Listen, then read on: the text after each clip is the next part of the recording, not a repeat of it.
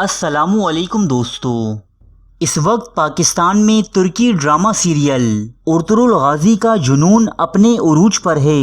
شاید ہی کوئی گھر ایسا ہو جہاں یہ ڈرامہ نہ دیکھا جاتا ہو۔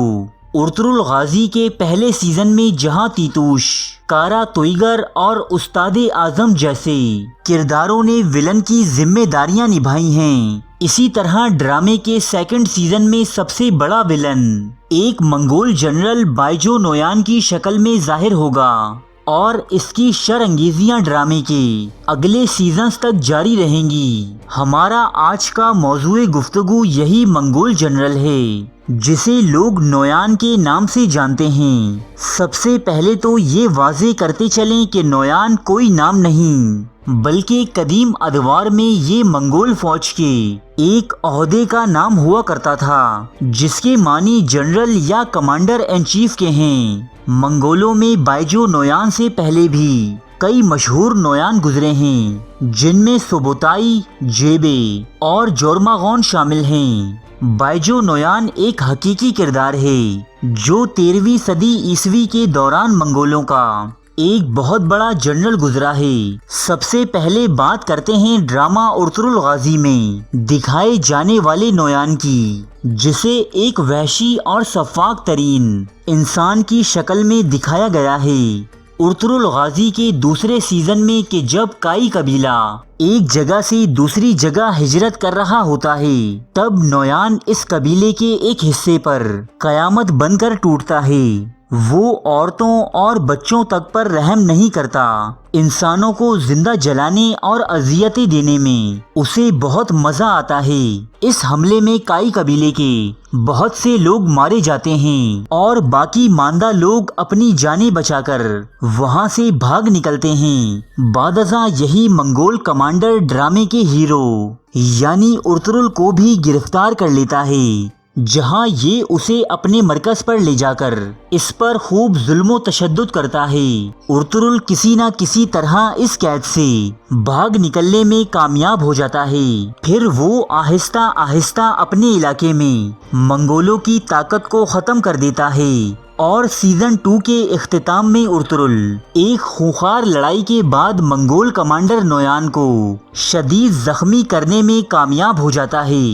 بائیجو نویان کا یہ سفاک کردار ارطغرل غازی کے اگلے سیزنز میں بھی دکھایا گیا ہے، لیکن بہت ہی مختصر، جہاں یہ اور اس کی بہن کائی قبیلے کے خلاف سازشیں کرتے نظر آتے ہیں، مگر انہیں کامیابی نہیں ملتی۔ یہ تو تھا ارطغرل ڈرامے میں دکھایا جانے والا بائیجو نویان کا کردار، لیکن دوستو در حقیقت دنیا میں ایسی کوئی تاریخی تحریر یا دستاویز نہیں ملتی کہ جس سے یہ اندازہ ہو سکے کہ ارطغرل غازی اور بائیجو نویان کے درمیان یہ تمام واقعات ہوئے ہوں گے۔ ان دونوں شخصیات کا زمانہ بھلے ہی ایک ہو، لیکن دونوں کے واقعاتی زندگی ایک دوسرے سے میل نہیں کھاتے۔ ارطغرل غازی کے بارے میں تاریخی مواد جہاں نہ ہونے کے برابر ہے، وہیں بائیجو نویان کا سب سے پہلا تذکرہ 1228 عیسوی جلال الدین خوارزم شاہ پر ہوئے اس حملے میں ہوا ہے جو منگول کمانڈر جورماغون کی طرف سے کیا گیا۔ بائیجو نے اس جنگ میں جورماغون کے نائب کی ذمہ داریاں سنبھالی تھیں، اور یہ عہدہ اپنے باپ کے مرنے کے بعد اسے وراثت میں ملا تھا۔ بائیجو نویان جنگی صلاحیتوں میں بہترین اور ایک بیدار مغز انسان تھا، اسی لیے 1241 عیسوی میں کہ جب منگول کمانڈر جورماغون فالج میں مبتلا ہوا تو چنگیز خان کے بیٹے اوغدائی خان نے اس کی جگہ بائیجو کو نیا نویان منتخب کیا، اور مشرق وسطی سمیت ایران اور اناطولیہ میں منگول فتوحات کو بڑھانے کا ذمہ بھی بائیجو نویان کے سپرد کیا گیا۔ بائیجو نویان اقتدار حاصل کرتے ہی سلجوق حکمرانوں پر ایک آفت بن کر نازل ہوا۔ اس نے سلجوق سلطان کے خسرو کو مجبور کیا کہ وہ بذات خود منگولیا جا کر منگولوں کا اقتدار اور شرائط تسلیم کرے، لیکن سلطان کے خسرو نے اس شرط کو تسلیم کرنے کے بجائے جنگ کا راستہ چنا۔ تاریخ میں اس جنگ کو جنگی کوس داغ کے نام سے یاد کیا جاتا ہے۔ اس جنگ میں سلجوقی فوج نے تعداد میں زیادہ ہونے کے باوجود بائیجو نویان کے چھوٹے سے لشکر سے ذلت آمیز شکست کھائی۔ اس شکست کا سبب دراصل سلجوقی سلطان کے وہ یورپی اور صلیبی حامی تھے جو وقت پڑنے پر اسے دھوکہ دے گئے۔ جنگ کوزداغ میں سلجوق سلطان کے زیادہ تر سپاہی میدان جنگ میں اترنے سے پہلے ہی بھاگ نکلے۔ یوں اناطولیہ اور اس کے ملحقہ علاقے منگول عملداری میں شامل ہو گئے۔ اس جنگ نے بائیجو نویان کو بھی بے پناہ شہرت اور رتبہ نصیب کیا۔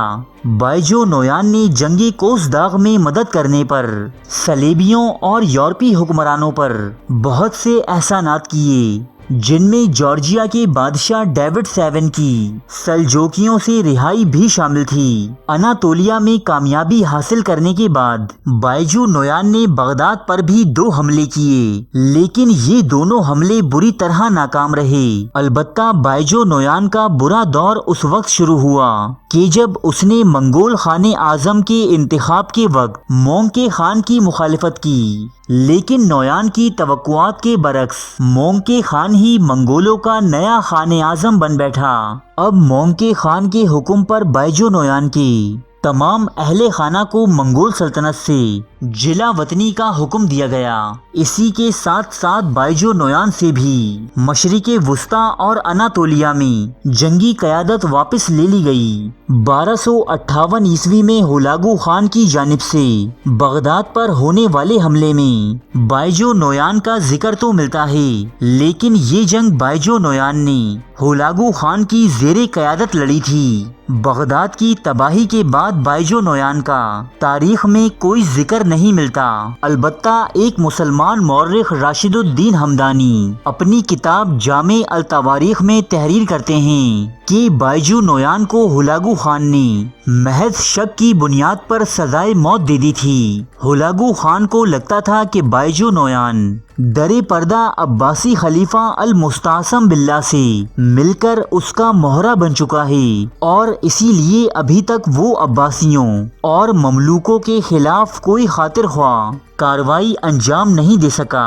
لہٰذا بغداد کی تباہی کے بعد بائیجو نویان کا بھی خاتمہ کر دیا گیا۔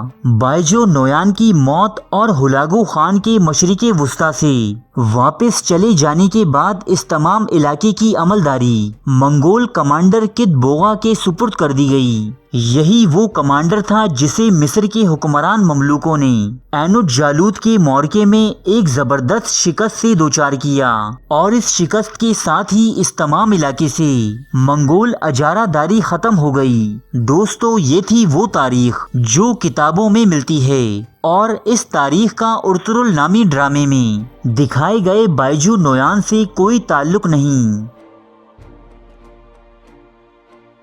ارے فرینڈز، 1 منٹ، آپ ایسے ہی جا رہے ہیں؟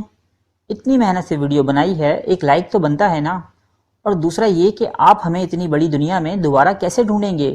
تو اس کا حل یہ ہے کہ آپ ہمارے چینل کو سبسکرائب کر لیجئے اور اس بیل کے آئیکن کو کلک کر دیجئے۔